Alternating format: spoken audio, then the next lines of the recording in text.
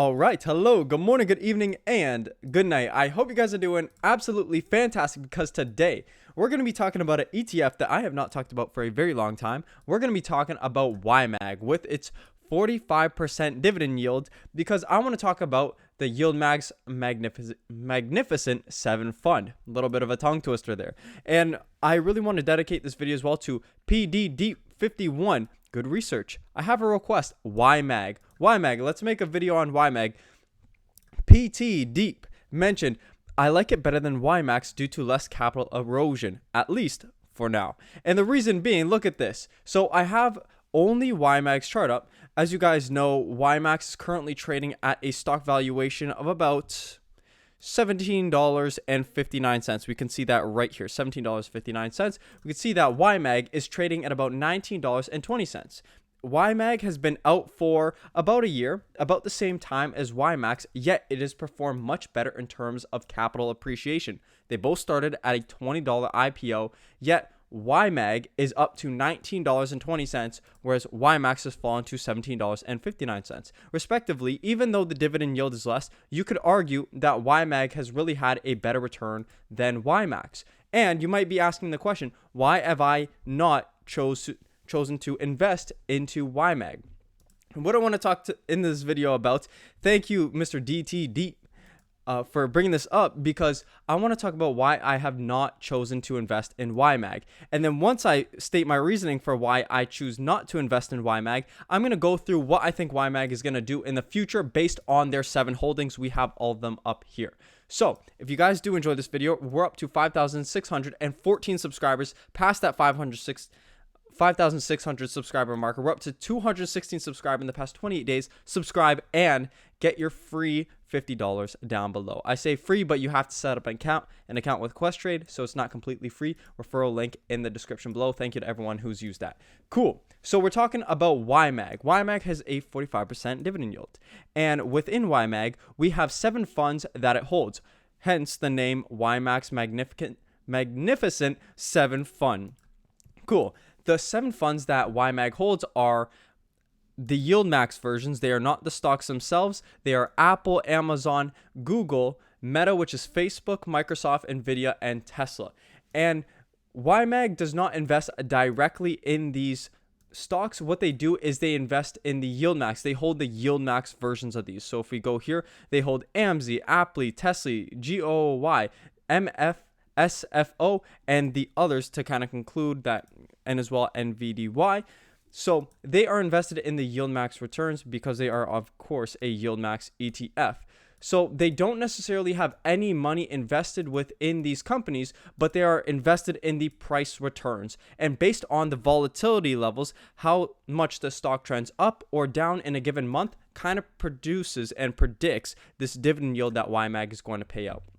So let's talk about why I invest in Ymax over YMAG. And for this, I actually have a list of all the holdings. So this is Ymax's holdings. You could see there's about 24 holdings within Ymax. You can say it's relatively diversified with holdings such as MSTY, which is in more so healthcare. We have MRNY, which I think is Moderna, also in healthcare. We have Google, which is in tech. We have Disney, which is more so entertainment. Amazon, AMZ, which is also tech. SQY, which is finance. So there's a lot of different sectors when we're looking into Ymax. And when we're looking into YMAG, what I want to point out is this Magnificent 7 is kind of centered around one space. It's kind of centered around tech. And that's one reason why I don't necessarily invest in YMAG and why I choose to invest in Ymax is because Ymax is a little bit more diversified. It has 24 holdings versus only 7 holdings. Roughly about 3 times the amount of holdings, a little bit more than 3 times than YMAG. But when looking at YMAG, if you are very bullish on tech, YMAG is something you should look into because it holds Apple, it holds Amazon, Google, Meta. We can go on. The list goes on. But it's all centered around tech. And of course, tech is known to have some really great rallies. You could see here all the companies that they hold. You can see here as well the weighting of each company. So they do have probably a general weighting at about 12 to 15%, but depending upon kind of the intraday moves of each underlying ETF that YMAG holds, it's going to change that weighting. So let's kind of look at YMAG now in terms of all the companies, how I think they're doing. We got into why I don't buy YMAG. It's just because it's a little bit too, it's a little bit undiversified for me. I understand it's in 7 tech holdings, but not only do I want tech, I want everything as well. That's why I choose YMAX. Take it to the max, not YMAG. Hold it off. But YMAG is still very good. And of course, PT Deep has mentioned that it's done very well in terms of capital appreciation. And if we see that, it has. Although down on its initial IPO, it's maintained its share price very well into about the 8th month or so, or no, going into the 10th month of its inception. So that's very good. Now let's talk about each stock. I want to talk about Apple first. Apple, basically what I'm doing is I'm just going to be looking at the charts. Apple is a stock that trends up for the majority of the time. It's a stock, if you have an iPhone, maybe I'm recording this on an iPhone. I'm not, but I do have an iPhone myself. I do think Apple's going to be a decently well-off company, and it's going to continue to grow into the future. A lot of people view this as a staple stock in their portfolio, and a lot of people buy it. Therefore, I'm very bullish on Apple. I would not short Apple. I think it's going to go up long term. And judging by the recent price charts, it looks like they're hitting a bit of a resistance, which might shoot Apple's price down. In return, this might shoot YMAG down, but it's only one of the 7 holdings. So either it's going to break out and have a decent breakout, or it's going to continue to trend maybe sideways or a little bit down. Basically, kind of about there. That's literally all the options it could do. Anyways, we're going into Amazon. So Amazon, I think Amazon is a great business model. I actually run an Amazon, it's like a store online. You could see here that it recently broke out of highs, but it's currently kind of navigating whether or not it wants to break out of new highs. I believe for both Apple and Amazon, if the market sees new highs, we're going to see new highs in both Apple and Amazon, and I do think they're going to have good rallies. But if I think the market turns around, which it potentially might, as it looks like Amazon hit this rebound and a little bit of negative kind of sentiment kicked in and they weren't able to get as high as they previously were, maybe we might have a little bit of a downturn to the downside in these 2 stocks. But of course, this is just my opinion. As you can see here in Google, we're looking at Alphabet. You can see in the past 6 months, it's had a pretty decent downturn, which if it is to recover to $185, that previous level, we're going to see a little bit of a boost from there, from Alphabet or Google into YMAG. All these stocks, whatever their stocks do on a daily basis, it's all pushed into YMAG.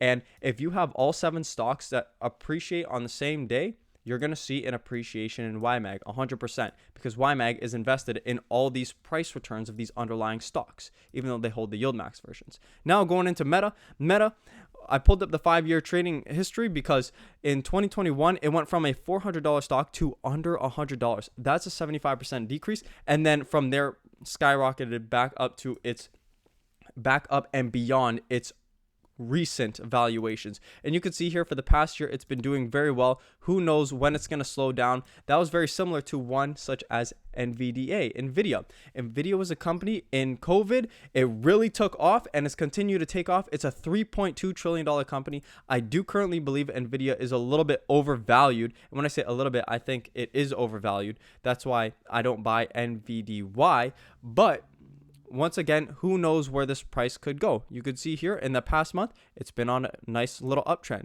but it's going to meet markers at this 130 level or so, which it's kind of at right now.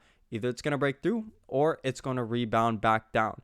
But to know that it's at a key price support level, a key resistance level, just as Apple is, just as Amazon is, it's kind of keeping in mind, maybe you want to hold some cash just in case there's a buying opportunity in the future. We have 2 more to talk about. MSFT, Microsoft, trends up over time, just like Apple. I view this as well as a staple stock. This is one that a lot of people buy, a lot of people hold in their portfolios, and I only think it would trend up over time as long as the business continues to do what they've been doing. And finally, Tesla, a little bit more on the riskier side. Of course, we have TSLY, which is included in our YMAX and both YMAG, held in one of the 7 ETFs. Tesla has been doing very well in the past, I'd say about 6 months or so. It's trended from a $142 stock, $100 up in its current share price, to a $244 stock. Now, where will it go from here? It's hard to say. We've hit this resistance point. We're seeing a little bit of resistance. I think potentially it's going to break through and it's going to do very well. I hold some TSLY. Maybe I might look to sell. But I do think Tesla is going to break through. It's going to be very interesting to see. And Tesla, when they do break through, they tend to have a lot of momentum behind them. So it will be very cool to see something we haven't seen in a very long time, a pretty good Tesla bull run. Hopefully that could happen in the future. Of course, I don't predict the future. I'm only looking at the charts. And what I see now is if Tesla is able to get through this roughly about $260 marker, we could see a decent bull run that maybe trends even as high as $300. Who knows? But we're positioned well both ways. So this was just my opinion on YMAG, where I think its underlying holdings, Apple, Amazon, and as well we see Microsoft potentially trending up. They're all at resistance points. Same thing with NVDA. So it's going to be interesting where they go over the next couple days and weeks. We have other stocks like Google, which I think is going to trend up, continue to do that. Meta, which is on a great run, which might continue to trend up. Microsoft, which I think long-term is going to be okay. I really do believe in the long-term aspect of all of these companies. Even though I don't invest in YMAG, I just think they're a little bit too volatile.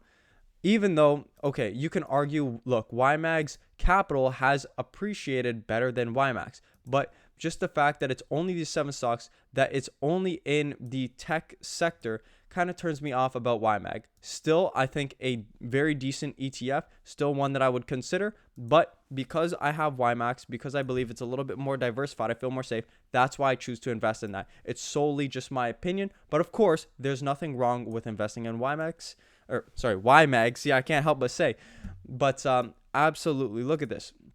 So yeah, I hope you guys did enjoy this video. I hope it kind of gave you an idea of what someone else's opinion of YMAG is and where the stocks might be headed. Of course, I don't hold any, just to kind of disclose, but what I do hold is hopefully some subscribers. We're up to 5,614 subscribers. Please do remember to subscribe, like this video if you stayed to the end, comment because I love responding to your comments, and of course creating videos on them. So have a great day, and I will see you guys in the next video.